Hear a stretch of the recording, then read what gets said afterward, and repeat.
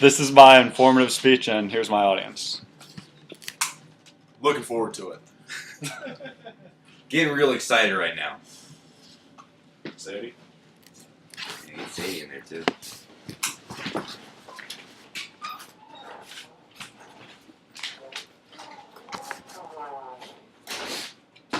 The National Football League, more commonly known as the NFL, is the largest American football league consisting of 32 teams from major American cities and regions across the United States. Throughout the United States, the NFL is widely regarded as the most professional or most popular professional sport. People obsess over the league throughout the entire season and clamor to hope that their team may reach the Super Bowl and host that Lombardi Trophy. The fascination with the sport even stretches into the offseason, with free agency looming and the NFL draft, with hopes that fans can hold out that their team can somehow improve in hopes of building upon last year. The question is, though, where did the sport come from and how did it become the most dominant in the United States? To explore this, I'll share with you the history of the NFL and its impact on society today. The rise of the NFL began in the 1990s. On September 17, 1920, in Canton, Ohio, a group of men gathered for a meeting that ultimately resulted in the birth of the National Football League. This league was first known as the American Professional Football Association, or APFA. Later, this was renamed the National Football League, or NFL, in 1922. According to NFL.com, the league's first president was Jim Thorpe, who at this time was the most famous athlete, and it was agreed upon that 11 teams would be included in this league. Despite the formation of the NFL, it was hardly a major league in the 1920s. There wasn't much organization at all, and teams were allowed to freely come and go as they saw fit. As time went on, though, and college stars began to get more interested in playing professionally, the league began to increase in popularity.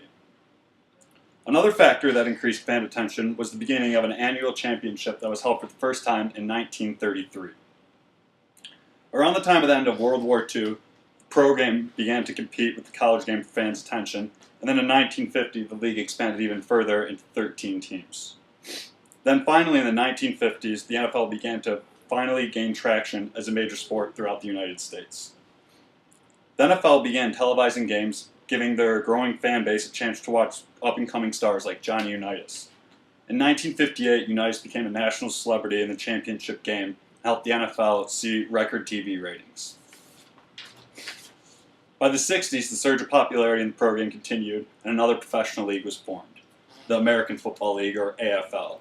This league saw what the NFL was doing and wanted to capitalize on the cash that could be made from professional football. Then in 1970, after the AFL and NFL were competing for players, they decided to merge to form two divisions. At this same point, the Super Bowl was created, which now stands as basically a national holiday in which friends and family meet and watch the biggest game of the year. Then through the 70s and 80s, the NFL evolved by creating Monday Night Football, which still receives high ratings to this day, and also changes that enhance the game and increase the speed of it. Then through the 90s and then 2000s, the league has expanded to a total of 32 teams, and the league even launched its own television network in 2003.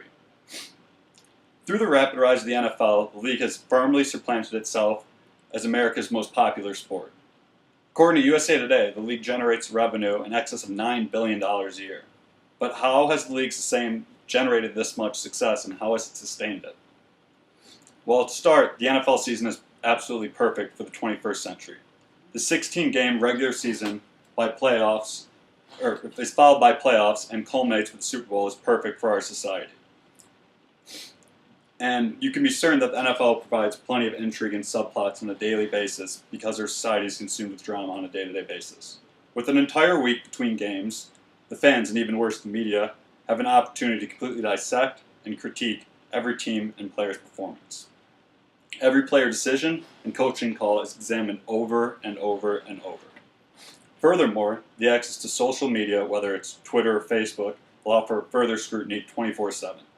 Fans have access to injury updates, interviews, top plays, etc. in real time.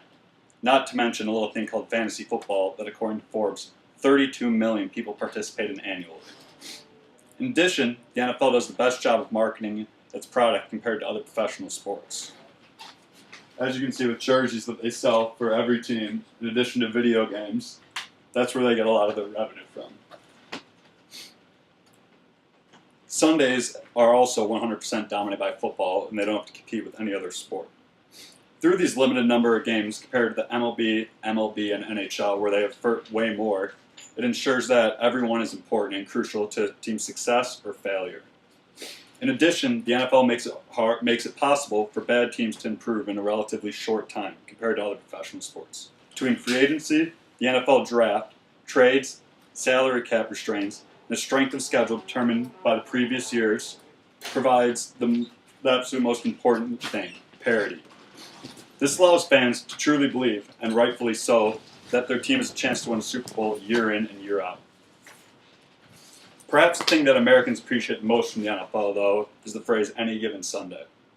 Week in and week out, teams compete, and anyone can win on game day. Football is a game of will, determination, and teamwork, traits that all people can appreciate. So through all the continual building and reinventing of the NFL, the league has truly found itself in the forefront of the sports world. So next time you sit down and watch a team on the couch on Sunday, think about the history of the game and its importance today, and remember that on Sunday, anyone can win. Thanks.